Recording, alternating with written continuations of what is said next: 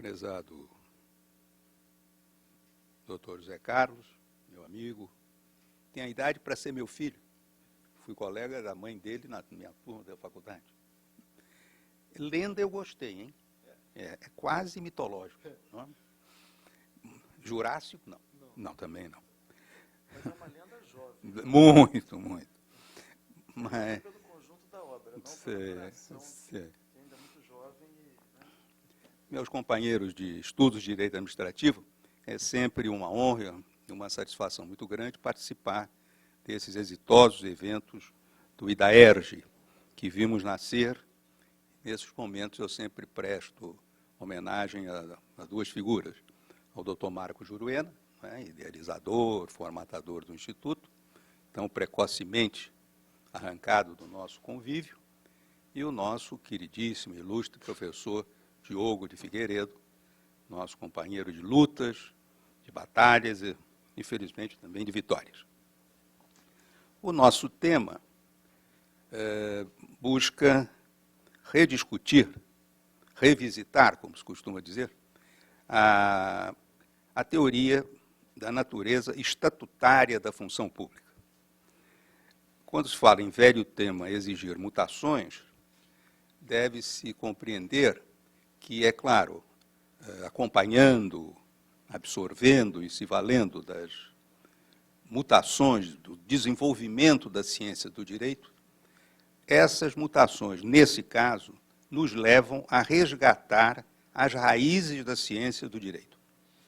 Porque hoje percebo, em comparação com outras épocas, um abandono da ciência do direito, do estudo das categorias jurídicas fundamentais, em prol de, é claro, novos institutos surgiram, novas categorias, mas em prol do uso, do emprego de princípios que servem, é claro, são fundamentais para informar não só a elaboração da lei, como a sua aplicação, a sua vivência. Eles também servem para fazer as famosas ponderações em conflitos de direitos fundamentais, também para balizar o uso do poder discricionário naquelas cláusulas, aquelas normas chamadas de conteúdo aberto, indeterminado, mas eles não bastam, né? É preciso que a gente sempre se lembre dessas categorias fundamentais. E, nesse caso, isso se torna muito necessário, porque, como todos nós sabemos, em razão de mais uma crise econômico-financeira, nós estamos ingressando ou reingressando num ambiente neoliberal e privatizante.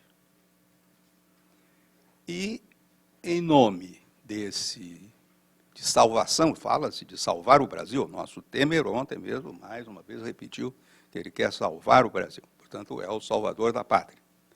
E ele está propondo, né, está pugnando por medidas altamente restritivas e flexibilizantes de direitos, que é uma palavra para dourar a pílula no sentido de neutralizar ou até mesmo aniquilar certos direitos, somente na área social, né?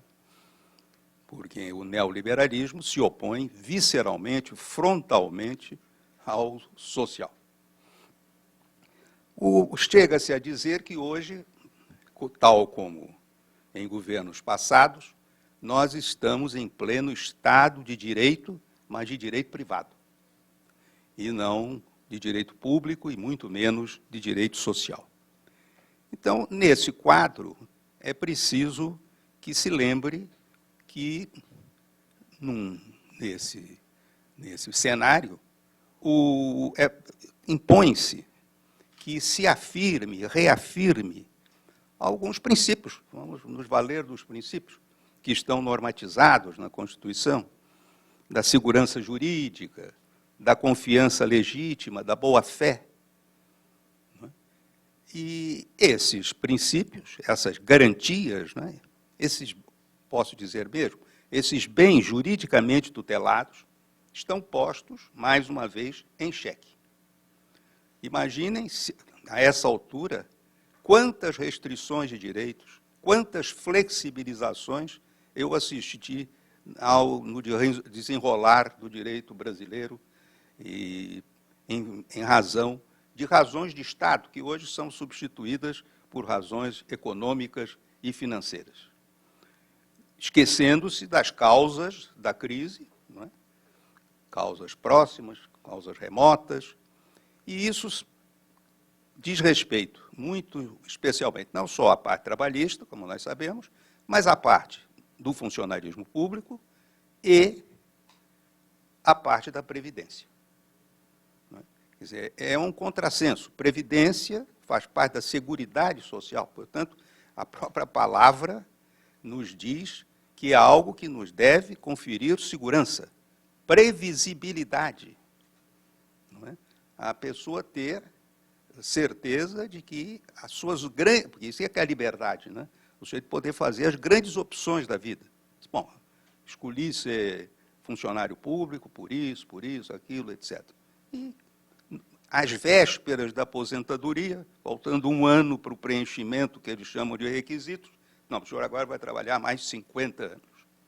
Os argumentos, como nós sabemos, são os mais bizonhos e até ridículos. Invocam sempre, e isso me diz respeito, ao aumento da longevidade. O pessoal, bom, um sintoma de que não temos nada de social no momento foi transferir a matéria de previdência para o Ministério da Fazenda. Quer dizer, transformou-se o direito social no direito fiscal. O problema hoje todo é do ajuste fiscal. Então, não há nada, portanto, mais social, que exija mais previsibilidade do que a Previdência. Então, falam na longevidade. Ora, alguns anos atrás, não faz tanto tempo, Zé Carlos devia ser menino ainda, mas sempre muito vivo, muito inteligente, lá no Santo Inácio.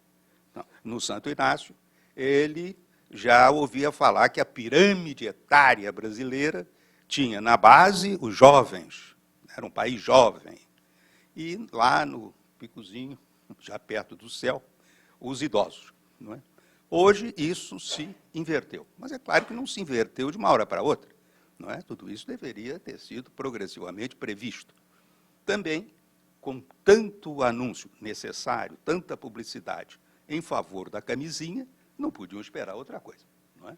Falam muito que baixou a taxa de fecundidade. Eu acredito que todos aqui estejam ainda bem fecundos. O que baixou foi a taxa de natalidade, né? O que é coisa diferente. E eu tenho muito medo porque olham o velho como um peso, não é? Que não é economicamente ativo, etc. Então, de um lado, defendem o aborto. Do outro lado, vão defender a eutanásia para eliminar aqueles que não são economicamente, portanto, protagonistas do mercado, que é o nosso grande Deus. Portanto, nós temos que dar a isso uma resposta com a ciência do direito. E, com essa noção da teoria estatutária da função pública, que nos vem do direito francês, né? O que significa isso? É preciso que se lembre que a teoria estatutária da função pública ela leva à mutabilidade da situação jurídica do servidor. Não é? Quando falo sobre servidor, eu faço uma ressalva. Quer dizer, nós estamos aqui tratando dos bons servidores, né? Dos servidores honestos, dos servidores que cumprem com os seus deveres, não é? Não são os arrivistas que caem nos cargos em comissão por motivos políticos, né? E é preciso, isso deve-se ter em mente, que é preciso fortalecer, mesmo se quiser fazer concessões, privatizações, é preciso que o Estado esteja bem aparelhado com os chamados recursos humanos. Não é? Porque, senão, não dá para fiscalizar, nem fiscalizar. Não é? Dentro desse quadro todo, né, o exemplo do Getúlio Vargas, né, que também por outros motivos queria um Estado forte, mas um Estado forte no sentido sadio. Criou o DASP, né, o Departamento Administrativo do Serviço Público, que propiciou um desenvolvimento e o fortalecimento do servidor público. Quando se pensou que os trabalhadores da área privada, quer em matéria trabalhista, quer em matéria previdenciária, caminhassem para se aproximar daquilo que eles chamam de prerrogativas ou de privilégios do servidor público, está acontecendo o oposto, né? Cada vez mais o funcionário está equiparado no que há de mínimo, não é, em matéria de direitos trabalhistas. Quando ouvirem dizer que a Previdência foi feita para assegurar o mínimo, podem perceber que estão completamente errados de má fé, porque o mínimo é assistência social. A Previdência já assegura um mínimo. Se o sujeito tem na cabeça que esse mínimo ainda não é tão mínimo assim, chegar-se-á praticamente ao valor zero. Mas, então, a teoria estatutária da função pública leva à mutabilidade quase que absoluta da função, da situação jurídica do servidor. E isso, levado ao extremo, conduziria a que só fosse ser servidor público aquele que fosse louco ou corrupto. Porque como é que a pessoa vai se dedicar a uma função que tem uma série de limitações, não é? Não tem fundo de garantia, não é? E outras coisas. E, de outro lado, não vai ter, portanto, nenhuma garantia. Vou citar aqui um acórdão do Supremo Tribunal Federal,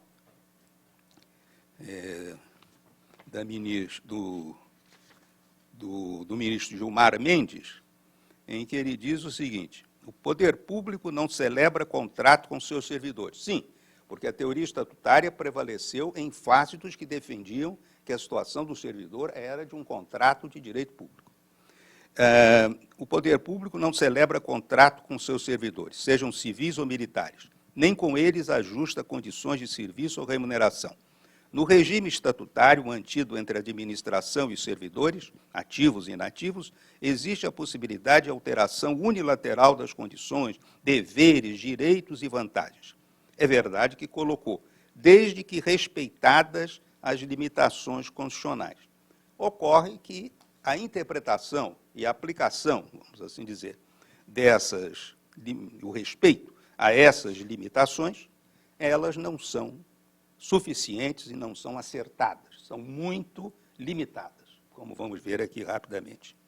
Dessa concepção, de que sendo uma teoria estatutária, ou seja, direitos, vantagens, etc., eles estão na lei, e que a lei pode, isso é que significa estatutário, e que, portanto, não está num contrato, não é criado pelo servidor nem pela administração, todos os deveres, direitos, etc., são criados pela lei. Como a lei pode mudar, muda a situação jurídica. A norma jurídica, como nós sabemos, é eminentemente mutável. A norminha é volúvel, não por ser do gênero feminino, né? Mas ela é volúvel, né? A dona é móvel, né? Então, vamos acompanhando essas modificações. Daí se seguem, como todos aqui sabem, alguns dogmas ou tabus que são reduzidos e usados na jurisprudência do Supremo largamente. Primeiro, não exige direito adquirido a regime jurídico funcional. Isso é repetido a todo momento. Não há direito adquirido contra a Constituição. Tempus regit actum. Muito bem. Existe um momento em que há incidência de uma norma jurídica que consolida uma situação. Mas que tempo é esse? O problema é que eles jogam esse tempo muito para frente. Outras coisas, por exemplo, temos garantia da estabilidade financeira do servidor. Bom, é irredutível o vencimento. Qualquer modificação, o que eles entendem por irredutibilidade vencimental? A garantia do valor nominal. Como é que num país como o nosso pode simplesmente uma garantia de irredutibilidade ser traduzida apenas pela asseguração do valor nominal? Por exemplo, teto remuneratório. O excesso, né, Zé Carlos, é recebido a título de direito pessoal, absorvido pelos futuros aumentos. Ora, a absorção, evidentemente, é uma forma de extinção. E ainda, um pouco ironicamente, o Supremo disse que essa redutibilidade é um direito adquirido de qualificação especial, não obstante com esse conteúdo bastante limitado. Outro dogma, a retroatividade das leis interpretativas. Ora, a lei interpretativa é uma lei como outra qualquer. Só pode vigorar, ter efeito imediato, não pode ser retroativa, não pode atingir atos jurídicos perfeitos, etc. Temos que fazer uma ressalva, evidentemente, que existe também uma jurisprudência positiva do Supremo Tribunal Federal. Eu recomendaria aos senhores a leitura de um acórdão da ministra Ellen Grace, no recurso extraordinário 630-501, em que, em matéria, é verdade, previdenciária, de servidor, ela defende a teoria, e que prevaleceu com muitos votos contrários, é verdade, a teoria do melhor benefício. É interessante, volto a dizer, que o Supremo, na sua dicção, na dicção dos seus acórdãos, parece que está defendendo adequadamente o direito adquirido, o ato jurídico perfeito, etc. Por exemplo, aqui no recurso extraordinário disse: a segurança jurídica é o mínimo de previsibilidade que o Estado de Direito deve oferecer a todo cidadão, a respeito de quais são as normas de convivência que ele deve observar e com base nas quais pode travar relações jurídicas válidas e eficazes. Tá, beleza? Em matéria de discurso, está ótimo. Agora, em matéria de aplicação, nem sempre a abrangência é satisfatória. Também um dado positivo, a Constituição de 88, na sua versão primitiva, não proibia a acumulação de proventos com vencimentos. E houve um auê completo, todos entendiam nesse sentido. Tribunal de Contas, todo mundo. De repente, o Supremo sacou lá, num acórdão, uma decisão em que dizia que não podia, porque na Constituição de 46 também, porque não tinha nenhuma proibição expressa. Na Constituição de 46 também não tinha, mas chegou-se à conclusão que ela não podia, que não podia acumular, etc. Tem todo um histórico que diz que isso não é verdade. Mas, felizmente, paulatinamente, a jurisprudência do Supremo veio a concluir que isso não era exato. Quer dizer, quem preencheu os requisitos antes da Constituição da emenda constitucional número 20, cujo artigo 11 passou a estabelecer essa proibição, é claro que estava com a sua situação resguardada. E até avançou um pouco. Quer dizer, o sujeito podia ter se aposentado antes e ter reingressado no serviço público depois, mas estava garantido contra essa nova proibição. Fala-se em situação jurídica estatutária como se isso dissesse respeito apenas ao servidor. Não. Todos nós estamos em milhares de situações estatutárias, porque a situação estatutária, como disse, é exatamente isso. Quando o conteúdo de direitos, de deveres, etc., foi criado e está na lei. Então, nós temos uma série de situações jurídicas chamadas objetivas, que são essas que correspondem à teoria estatutária, que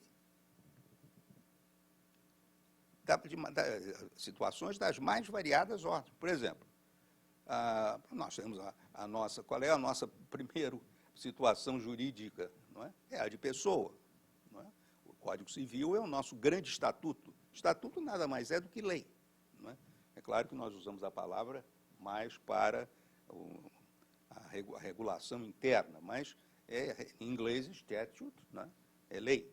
Então, o estatuto, nós estamos em situação jurídica estatutária, porque está prevista na Constituição, nas leis, de nacional, de cidadão, etc. não é? De servidor. Então, situação estatutária é uma coisa que nós somos prenhes de ocupação de situação jurídica objetiva.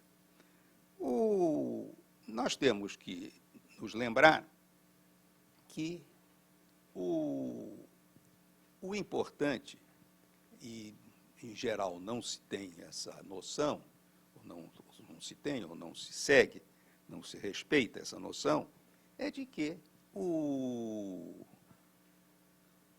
é verdade que o conteúdo está na lei, o direito está na lei, mas, à medida que os fatos sociais vão ocorrendo, aquilo tudo vai se consolidando, vai se personalizando, vai se individualizando, ou seja, vai se subjetivando, através da ocorrência de fatos geradores. Essa é uma coisa interessante, só se estuda fato gerador em que matéria? Direito tributário, não é isso? Como se fosse uma coisa específica do direito tributário. Não, o fato gerador é comum a todos os ramos do direito. No caso do servidor público, é interessante, porque a subjetivação e, portanto, a imutabilidade, o direito subjetivo, e até adquirido, do servidor, da pessoa, vai sendo adquirido antes dele ingressar no serviço público. Por exemplo, escreveu no concurso, foi aprovado, não é? A jurisprudência evoluiu no direito à nomeação. Foi nomeado, tem direito à posse. Tomou posse, tem direito ao exercício. E no momento em que entra exercício, vão se personalizando os direitos, o tempo de contribuição, o tempo de serviço, não é? O direito ao vencimento e assim por diante. Quer dizer, essa ideia de a pessoa se despregar da lei, quer dizer, ter a noção de que aquilo que até então era uma norma jurídica, era uma regra de direito, em tese, em abstrato, aquilo, através da ocorrência desses fatos geradores, passou a ser subjetivado, passou a dizer respeito individualizadamente a cada um com o qual aconteceu esse fato gerador. Quer dizer, todos nós sabemos, estudamos, falou-se no direito tributário, né? Quer dizer, que a obrigação tributária é uma obrigação legal. Não é isso aí que se aprende. Por quê? Porque quem criou a obrigação não é um contrato, não é nada disso. Por isso, todos os fatos que levam à incidência do tributo são chamados de fatos geradores, porque eles não criam a obrigação, eles concretizam, eles subjetivam, eles individualizam aquela obrigação. Quando o funcionário, o servidor, tomou posse, entrou em exercício, ele está investido naquela situação jurídica estatutária com essas situações que vão se subjetivando progressivamente. E, à medida que, enquanto não há essa subjetivação progressiva, nós podemos falar em expectativa de direito. Quer dizer, o que é a expectativa de direito? Para quem não é servidor público, o Estatuto, o Regime Jurídico Único, o Estatuto dos Servidores Públicos, para essa pessoa, é estranho a ela. Ela é um terceiro em relação àquele estatuto, né, aquela situação jurídica objetiva. No momento em que ele é investido naquela situação, ele se torna destinatário daquela situação. E à medida, volto a dizer, em que se vão realizando os fatos, os atos praticados, vão-se, certamente, personalizando e individualizando. A matéria, muito bem, subjetivando, mas quando é que surge o direito adquirido? Costuma-se ter uma noção muito vaga, né, do direito adquirido. Creio que todos conhecem aquela forma muito ampla de se dizer que o direito adquirido, que a pessoa adquire o direito, que o direito adquirido é aquele que já ingressou no patrimônio jurídico do seu titular. É uma coisa muito ampla. Para se saber o que é direito adquirido, eu sugiro que os senhores vão ao Código Civil de 1916. Num dispositivo, que é o artigo 74, inciso 3º, que não foi repetido, surpreendentemente, pelo Código vigente, que, aliás, deixou de repetir muita coisa interessante que estava no Código antigo. Lendo-se esse dispositivo, nós chegamos a várias conclusões, que são importantes em matéria aqui de situação estatutária. Primeiro, que a aquisição pode ser instantânea, né? A pessoa fez um contrato, adquiriu ali instantaneamente o direito. Essa aquisição pode não ser instantânea. Ela pode ser progressiva, ela pode ser diferida, não é? Se o direito, se a eficácia plena do ato jurídico estiver sujeita a termo, estiver sujeita a condição. Então, esse dispositivo destaca, primeiro diz que são atuais os direitos completamente adquiridos. Essa expressão mostra que essa aquisição pode ser progressiva, não é? Porque tem essa impressão que é sempre instantânea, não é? Pode ser progressiva. E direitos futuros, mas já existentes, são aqueles cuja aquisição não se acabou de operar. Então, aí nós temos os direitos, como disse, sujeitos a termo, sujeitos à condição, e isso é reforçado, não é, isso são regras de direito material. Na regra do direito intertemporal, que, como todos nós sabemos, está no artigo 6º, parágrafo 3º da Lei de Introdução às Normas Jurídicas, que define o que é, para fins de direito intertemporal, o direito adquirido. Então, nós temos o direito subjetivo, que em certo momento se torna direito adquirido, portanto, um direito atual. Um outro dado que é muito importante nesse nosso estudo aqui rápido, é que o sujeito pode ter um direito subjetivo, um direito adquirido, e pode ainda não exercê-lo, pode ainda não poder exercê-lo. Quando ele pode exercê-lo, quando aquele direito que ele já adquiriu se torna exercitável, ele tem o chamado direito consumado. O direito consumado não é o direito fluído, o direito que já não existe mais, não. Ele é o direito que é exercitável. Em matéria de previdência, se usa muito a elegibilidade. Se tornou elegível, quer dizer, tornou-se possível para o titular do direito adquirido o seu exercício. Esse é o direito consumado. Então, o grande problema é que a jurisprudência confunde o momento, aí o tal negócio do tempus regit actum, confunde o momento de aquisição do direito, primeiro o momento em que começou a aquisição, o processo de aquisição, se não for instantâneo.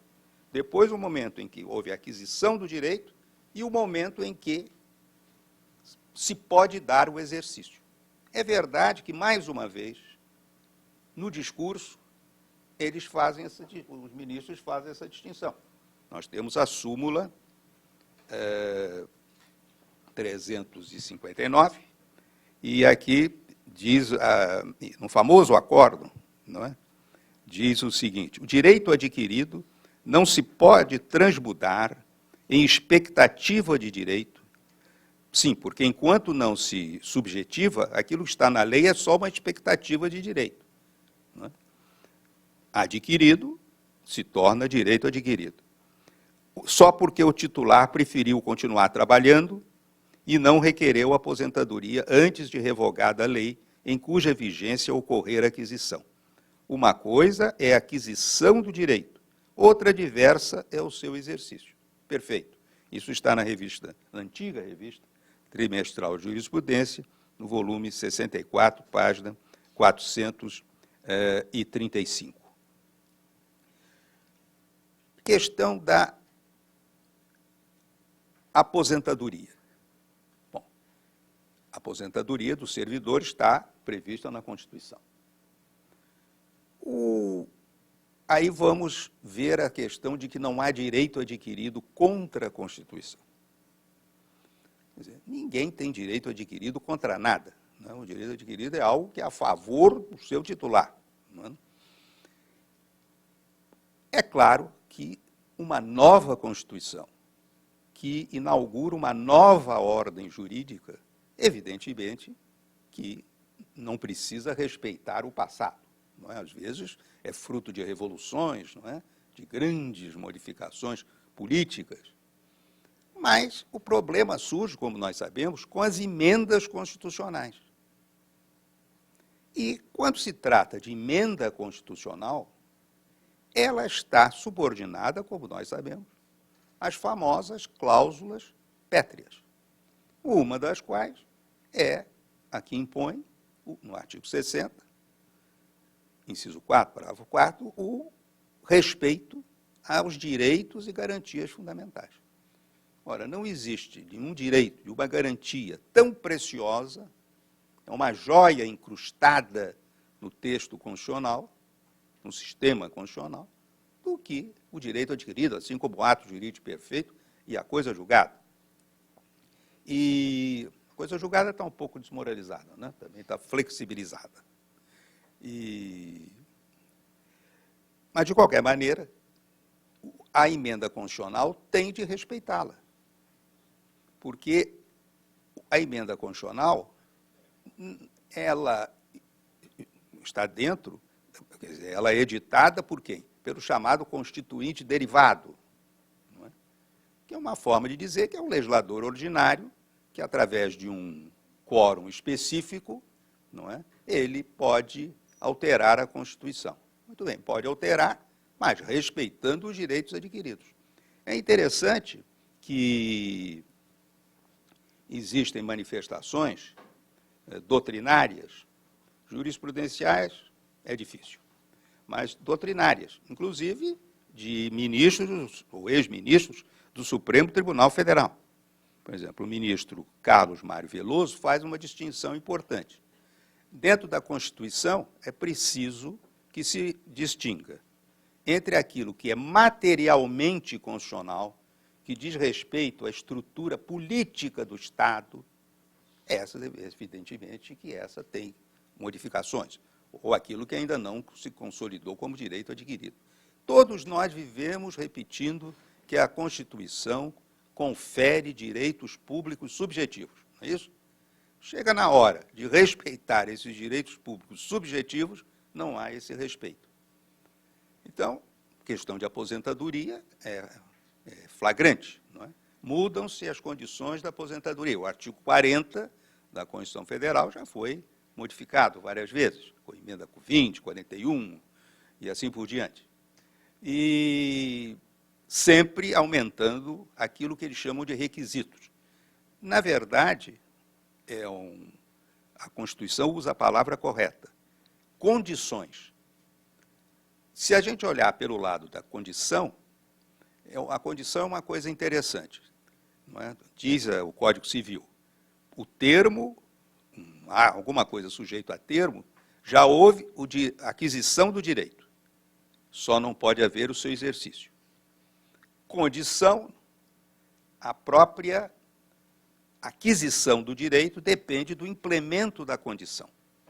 Mas acontece que, como diz o Ponte de Miranda, ele não dizia, ele diz até hoje, o Ponte de Miranda, hoje bastante esquecido e bastante, enfim, relegado, o que é uma pena, o Ponte de Miranda já dizia que o direito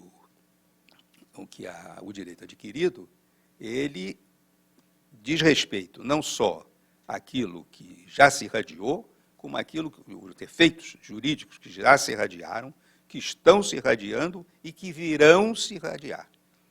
Então, em questão de emenda constitucional, é preciso fazer essa diferença entre aquilo que é ontologicamente constitucional, materialmente constitucional. Isso é muito importante numa Constituição como a nossa, que é extremamente analítica. Sempre se disse, eu estudei na faculdade no regime da Constituição de 46, E na regime da Constituição 40 já se dizia, a nossa Constituição é uma Constituição analítica. Hoje é mais do que analítica, né? É pormenorizadíssima.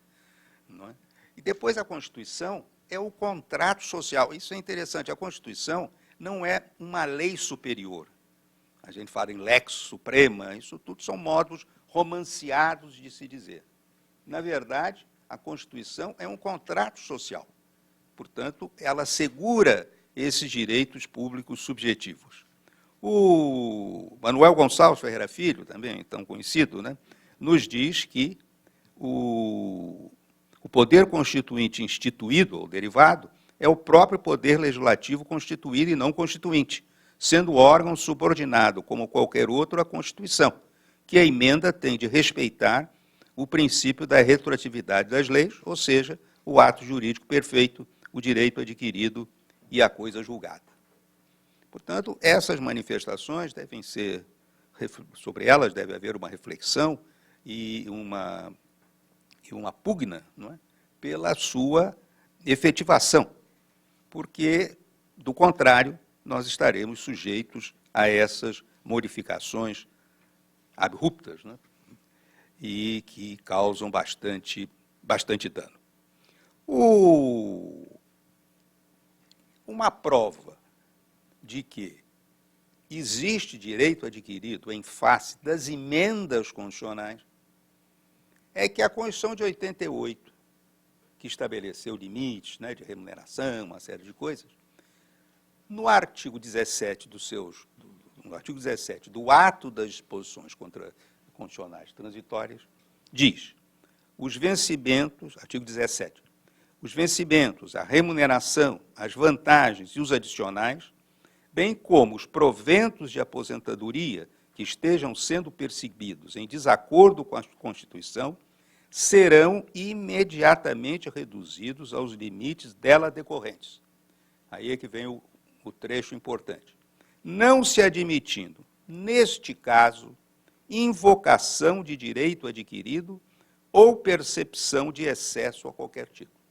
Então, neste caso, não é, considerando, inclusive, que era uma nova Constituição, o ato das disposições transitórias houve por bem ressalvar que, neste caso, não existe direito adquirido.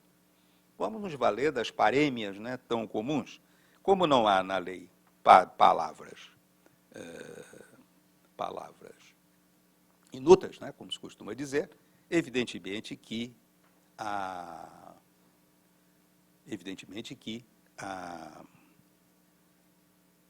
deve-se considerar essa fala, essa dicção, realmente muito importante. Um ponto, já caminhando aqui para o final, não fica aquele negócio do jogador, o juiz de futebol que não acaba o jogo, né, porque está gostando do jogo. Não? Isso acontece muito a favor do Flamengo, não é? Quem é Flamengo aqui sabe disso, não é? Enquanto o Flamengo não empata ou não faz o 2-1, o jogo não acaba. Mesmo que a Globo, né, tem todo o interesse em ter o Flamengo lá na frente para a audiência. Se for o meu Botafogo, a audiência é parca. Mesmo que ele costuma levar o gol, não é, nos últimos minutos. Não fazer. Mas o direito adquirido, portanto, o outro, só para já ir terminando realmente, há um aspecto importante é o seguinte: não há direito adquirido a regime jurídico. Evidentemente. O regime jurídico, em tese, enquanto aquilo não se personalizou, não se individualizou, evidentemente que pode ser modificado. Mas nem sempre é assim. Por quê? O direito, uma coisa é o direito intertemporal, que é esse que estamos tratando aqui, de direito adquirido, ato jurídico perfeito, coisa julgada. Outra coisa é o direito transitório, que é aquele que cria regras de adaptação, de adequação, para não haver uma ruptura muito grande da situação anterior. Então, não se tratava de direito adquirido, mas, por uma série de circunstâncias sociais, humanas, etc., houve interesse, e reconheceu-se o interesse dos atingidos em fazer a passagem, né, o direito transitório, a transição. Né? E aí surge a figura da ultratividade. Quer dizer, uma determinada lei continua. O que é retroeficácia? É que a incidência da norma é anterior ao início da sua vigência. Vigência, eficácia imediata, é que ela tem eficácia, portanto, incide sobre os atos e fatos jurídicos, etc., juridicizando a partir da sua vigência. A ultraatividade, ou ultraeficácia, que é melhor, ela continua incidindo mesmo depois de revogada. Então, quando isso ocorre, não é, nós temos, além dos pedágios, etc., nós temos essas regras de transição, que buscam proteger. Não é? Agora, o que não se pode admitir é que se considere direito transitório e a gente fique satisfeito com essas regras de transição, quando, na verdade, se trata de direito intertemporal, portanto, de respeito ao direito adquirido. Porque eles gostam muito do meio direito adquirido, ou então desse direito adquirido travestido em direito em direito transitório. Isso tudo se potencializa também na previdência funcional, como nós vimos em matéria de aposentadoria. E hoje, com o regime complementar do servidor público, aí não há dúvida nenhuma que ali há contrato mesmo. Porque optou-se, né, a Constituição optou, e a legislação infraconstitucional, por fazer um regime complementar, como se fosse, quer dizer, o município, o Estado, a União, né, tem criado essas entidades de previdência complementar e esses planos, como se fosse qualquer empresa, fosse a Petrobras, fosse muitas vezes com os mesmos maus investimentos, infelizmente. Então, essa aí, a Constituição, no artigo 202, diz que é uma matéria contratual. Já aí, portanto, não há nenhuma dúvida que se trata, tratando-se de contrato, evidentemente que a situação é protegida. O objetivo aqui foi chamar a atenção dos senhores para esse fato. É uma matéria complexa, e por isso hoje juízes, não é, abandonam a ciência do direito, não é, e vão lançando mão só de princípios, porque fica fácil. O princípio é uma coisa que é um ou outro, né?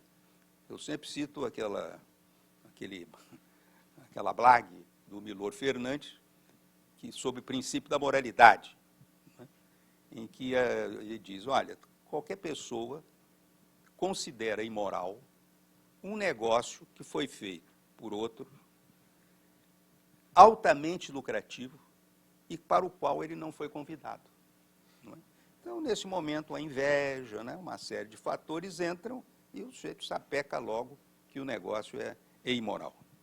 Então, aqui, tanto jovens, né, aliás, só as jovens, não em relação a mim, porque isso não seria vantagem, mas em caráter absoluto em si mesmo, jovens, que fiquem atentos para isso. Né?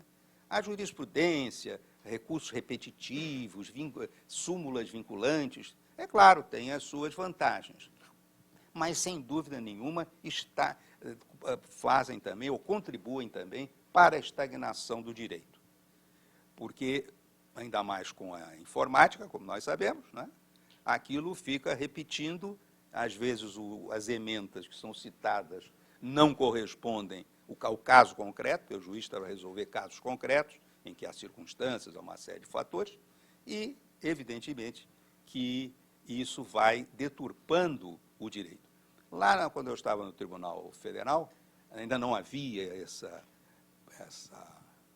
preocupação tão grande, essa obrigação de uniformização, né? Aí algum colega, quando eu estava votando, ele dizia, mas o Supremo tem entendido diferente. Aí eu ponderava, disse, eu tenho uma esperança que ele mude, porque até agora ele não ouviu os meus fundamentos aqui da decisão, pode ser, tenho esperança, ou expectativa, pelo menos, que ele possa mudar. Então, os senhores que estão jovens, que estão trazendo toda a sua inteligência, a sua vitalidade para um direito que já tem mais de 200 anos, ele possam, e tenho certeza que o farão, contribuir proativamente para não só novas mudanças, novas descobertas da ciência do direito, que como qualquer ciência progride, mas também voltar às raízes, que se perdem, né? Isso em qualquer lugar. Né? A religião, por exemplo, a gente segue um caminho que fica distante daquilo que Jesus Cristo diz, pregou e assim por diante. Então, é preciso que haja sempre não só um progresso, um desenvolvimento, mas também que não se apaguem essas raízes e esses pilares, né, em que se alicerça a ciência do direito. Nós temos que nos convencer disso. O direito o fenômeno jurídico é um fenômeno que é passível de um estudo científico, porque, do contrário, é o achismo. E o achismo, bom senso, isso é tudo muito relativo e, evidentemente, não é possível se valer só do bom senso. O bom senso, é claro, entra. O critério de justiça, de equidade, tudo isso, as circunstâncias, como disse, do caso concreto. Mas, se não nos basearmos nessa fenomenologia jurídica, que dá solidez à ciência do direito, nós estamos realmente perdidos. Hoje se parte muito, né, Zé Carlos, para a filosofia do direito, não é? Se preocupa com a filosofia. A filosofia, nós sabemos que ela não está para resolver problemas, não é isso? Ela está para debater, discutir, questionar, não é isso? Suscitar as questões e debatê-las, aprofundá-las, mas não para resolver. O direito, ao contrário, está para dar solução, prevenir, né, e dar solução aos conflitos que eventualmente surjam. Mas essa geração, que já nasce sabendo, né, eu estou vendo que os filhos já sabiam muito mais rapidamente do que eu, os netos, hoje tenho bisnetos, e os bisnetos estão lá com toda a sabedoria, muito rapidamente. Então, os senhores terão certamente um papel muito importante contribuindo para essa visão do direito, que hoje está, para mim, infelizmente, muito esquecida e muito relegada. Muito obrigado a todos.